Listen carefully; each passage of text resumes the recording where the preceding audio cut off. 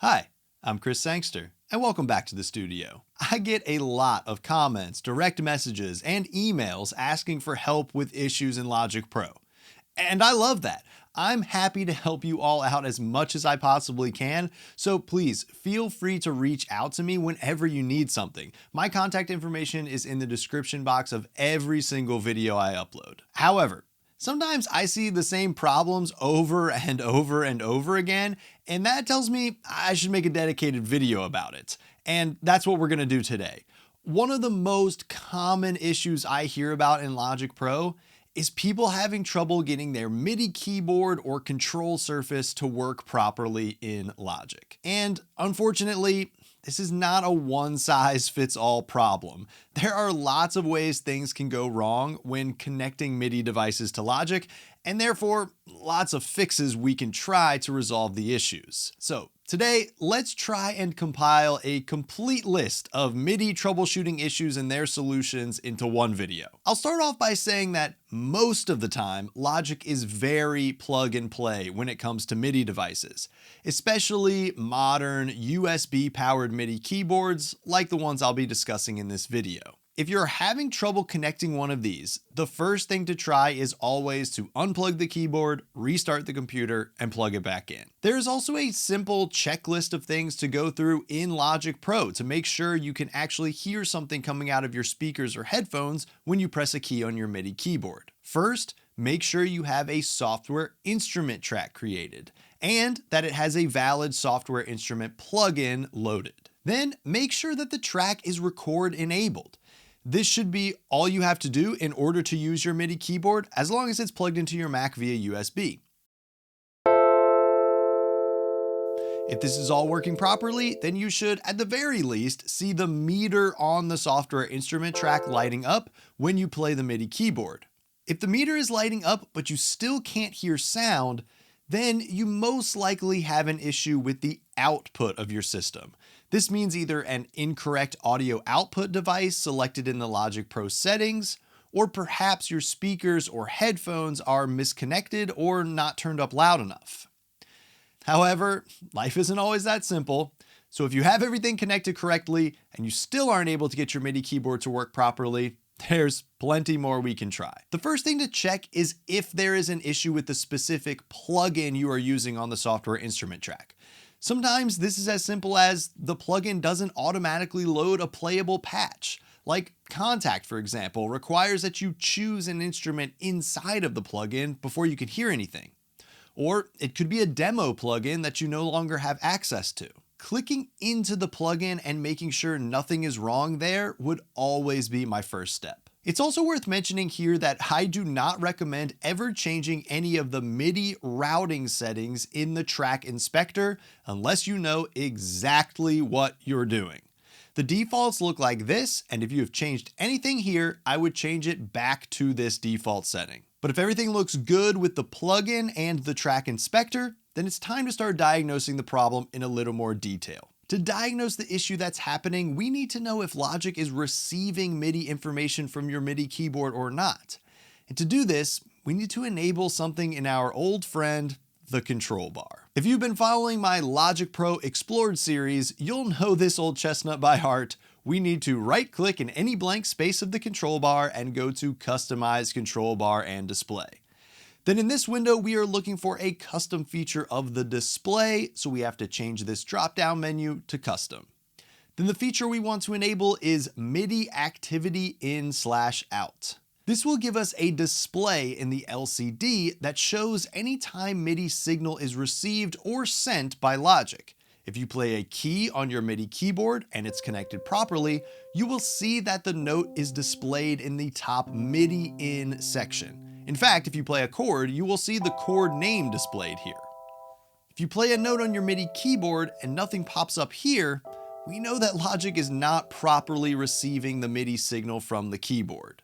If this is the case, there are a few things to try. First is a very simple one. Go to the Logic Pro menu, Settings, and MIDI, and then click on this button called Reset All MIDI Drivers. This will force Logic to reset its own internal MIDI routing and can often fix any glitches or bugs that have happened behind the scenes. If this is all it takes, you should now see the MIDI in information and be able to hear the software instrument. If this doesn't take care of the problem, then we should take one extra step to verify if Logic Pro is recognizing your MIDI keyboard at all. To do this, again in the same MIDI settings menu, navigate to the Inputs tab. If Logic Pro has properly recognized your MIDI keyboard, you should see it listed here. And you can see my MIDI keyboard, the Akai MPK49, has 3 different ports that are all recognized. However, in order for my MIDI keyboard to work fully, I need to have all of these ticked on.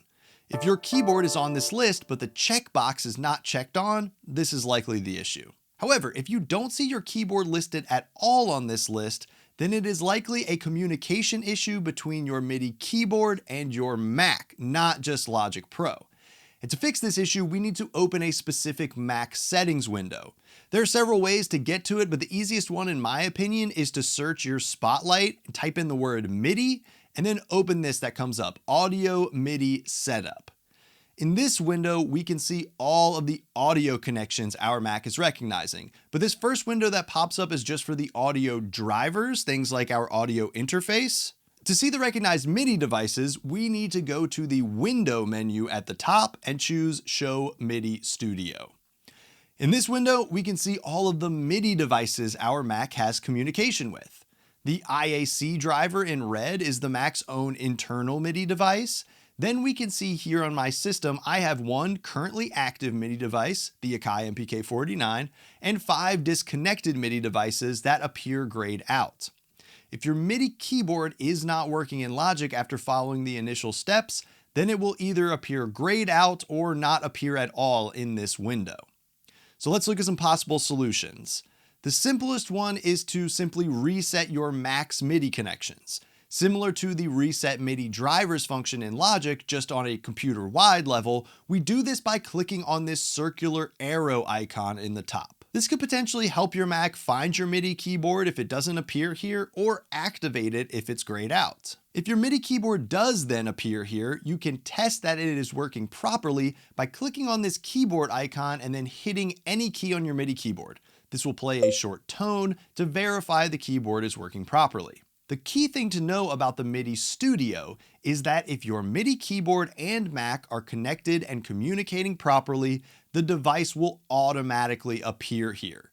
Sometimes it might require a reset as described, but you should never have to manually add the device in this window if it's connected via USB. So if you've tried resetting in the MIDI Studio and you still do not see your MIDI keyboard listed at all, there is most likely a hardware or firmware issue. Firstly, know that most modern keyboards are what's known as class compliant. This means that to communicate with your computer, they use drivers that are already built into your computer's operating system. In other words, they don't require a separate firmware download to work properly with Mac or Logic Pro. However, this is not a universal truth, and there are some devices that need firmware to be downloaded and installed first before it will work properly. The only way to verify this information is directly from the manufacturer. Hopefully, if this is the case, the instructions on how to properly download and install the firmware came with your keyboard, or at the very least is listed on the manufacturer's website. And although this is not very common with MIDI keyboards these days, it is worth double checking to see if you need a firmware update for your specific device. The much more common hardware issue is a bad USB cable. Just like microphone cables and headphone cables, USB cables can break, and often at the worst times. If you're having MIDI connection issues, it's always a good idea to try a different cable. Even if the cable is brand new and came in the box, it could still be a bad cable, so always try to have a spare or 2 on hand. And honestly, this goes for all audio related problems. When in doubt, swap a cable out. Another hardware fix is to try a reset of your MIDI keyboard itself. Generally, each keyboard will have some type of factory reset function, and if all else fails, it is a good thing to try. The process for this will of course be different on each keyboard, so best to check the manual for your specific one. But here's the process on my Akai MPK49, for example. In the top middle here, hit the preset button, then scroll all the way to the first preset called Live Light, then press down this knob for enter. Then hit the right arrow button until factory defaults shows on the screen, and then hit enter again. Simple as that. Let's look back at one more scenario in the MIDI Studio. If you see your connected device listed, but it is grayed out and remains so after the MIDI reset, then try this. Remove the MIDI device from the MIDI Studio by selecting it and then clicking the minus button at the top. Then disconnect the USB cable, then shut down your computer. With it shut down, plug the USB cable back in and then power your computer back on. This will force your computer to essentially reinstall the MIDI keyboard into the MIDI Studio. And a final hardware solution is to simply try a different USB port on your computer. There's generally no problem with connecting your MIDI keyboard via a USB hub, but occasionally, if the hub is underpowered and your MIDI keyboard is quite power hungry, then there could be an issue with getting it all of the power it needs via the hub. So if you're using a hub, try plugging the keyboard directly into your Mac and see if this solves the issue. Now, thus far, we have been talking exclusively about getting MIDI keyboards to work with Logic Pro in order to play the piano keys and have them control a software instrument. And I've deliberately not talked about the other type of common MIDI device that can cause issues in Logic Pro, and that is a MIDI control surface. And the truth is, there is significant crossover between these two types of devices. A MIDI control surface is a device that translates physical action, like moving a real fader, into a digital message that is interpreted by the DAW to change something in the software, like the fader on a channel strip. Oftentimes, we think of MIDI control surfaces as a big row of faders or knobs. However, as I'm sure you've noticed, most MIDI keyboards also have knobs and faders, meaning that most MIDI keyboards are also MIDI control surfaces because they can control other aspects of the DAW besides controlling a software instrument by playing the piano keys. However, the control surface portion of your MIDI keyboard is many times not as plug and play as the keyboard portion is. And this is true for many dedicated MIDI control surfaces as well. They take a bit more setup in Logic Pro. Let's use the transport functions on my MIDI keyboard as an example. You can see right now they do nothing. If I want these to control the transport in Logic, then I need to install the keyboard as a control surface inside of Logic. To do this, we go to the Logic Pro menu, Control Surfaces, and Setup. Then inside this window, we go to the New menu and choose Install. Then we find the device from the list. In this case, the Akai MPK49, select it and hit Add. There is an option to have Logic scan for devices automatically, but in my experience, the majority of them simply don't work that way, and the manual add is really the best way to go here. Once we've added the device, there is one more step to take. Select it here on the right, and then head to the device menu on the left and hit this disclosure triangle. Then we need to set both the output port and the input port to the device. If your device has multiple ports, it's most likely going to be port 1. So here I will set both output and input to Akai MPK49 port 1. Now we can go back to our session, and if I hit play on my keyboard, Logic starts playback. Now the control surface portion of my MIDI keyboard is set up to work in Logic. Do note, if your MIDI keyboard has multiple presets like the Akai MPK49 does, you need to have the correct preset selected for your DAW. As you see here, Live Light works just fine for Logic Pro, but if I change it to the Reason preset, it doesn't work at all. And this is because the MIDI mapping is incorrect. Again, consult your keyboard's documentation if you have this issue. Also, if you don't see your device listed in the MIDI control surfaces setup install menu, that does not mean that it is not compatible with Logic Pro. It most likely means that it uses a different company's MIDI protocol. For example, if you have any version of the PreSonus fader port, you will not find it on this list, because it uses the Mackie Designs Huey protocol. So to load a fader port, you have to select Huey and hit Add. The information about your exact device should be accessible on the manufacturer's website, and Huey is a super common one. Each protocol can come with its own little quirks as well. For example, Huey requires a heartbeat signal to be sent from Logic to the device to keep it in sync. So you will see with my fader port connected, there is a C-2 note sent out at a regular interval. Once the MIDI keyboard's control surface is set up and its pre-assigned functions are working properly, there is a ton of customization available. The specific behaviors of the control surface can be modified in the Logic Pro Settings Control Surfaces menu. And of course, each knob, button, or fader on your control surface is completely customizable and can be made to control any parameter in Logic via the Controller Assignments window. However, with great power comes great responsibility, and it is easy to throw things out of whack when you start messing around with the control surface customization options. Luckily, if something does go haywire, there's an easy fix. Simply go to the Logic Pro menu, Control Surfaces, and select Rebuild Defaults. This will get you back to the default setup and routing of your control surface and can fix a host of issues. Before we wrap up, there is one more troublesome area I want to touch on, and that is the external MIDI track. This track type is used when you have a hardware synth or keyboard that creates its own sounds and sends and receives MIDI.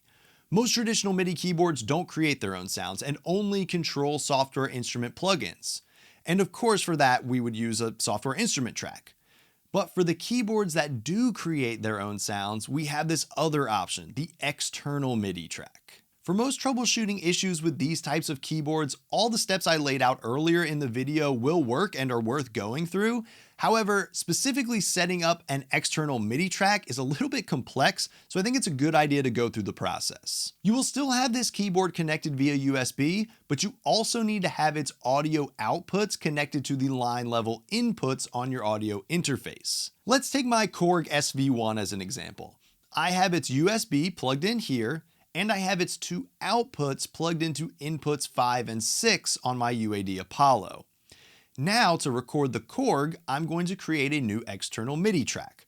For traditional piano roll style MIDI, we want to use the one here in the MIDI section and not the one in the pattern section. And we want to make sure we have Use External Instrument plugin ticked on. Then for the audio input, I'm going to select where the Korg is connected to my audio interface. Again, that's input 5 and 6, so I'll choose the stereo pair 5 and 6 from this list. Then for MIDI destination, we want to select the SV1, and to keep it simple, I will choose all MIDI ports. So this is where you will select the MIDI ports for your specific piece of hardware. In most circumstances, choosing all is best, but if you have a multi-timbral synth, one that creates multiple sounds at once, you may want to align this choice with the specific voice or sound that you want to record.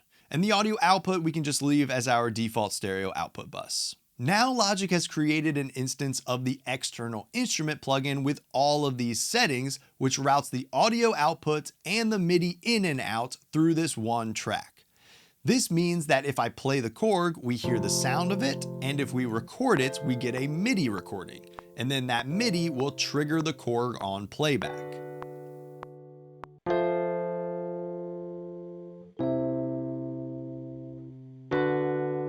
This does, of course, mean that if I change the sound on the Korg, it will play back a different sound.